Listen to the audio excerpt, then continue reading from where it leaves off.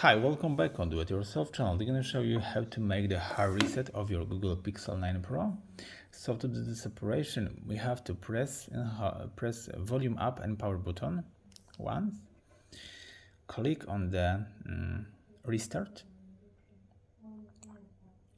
and press and hold volume down. Here, keep pressing.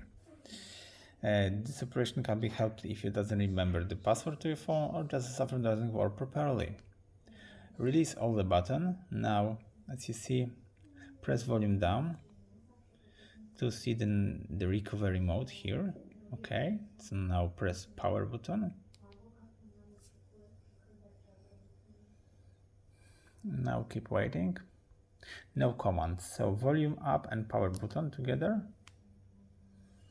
Now volume down to wipe data factory reset, accept by power, volume down, factory data reset, and that's it.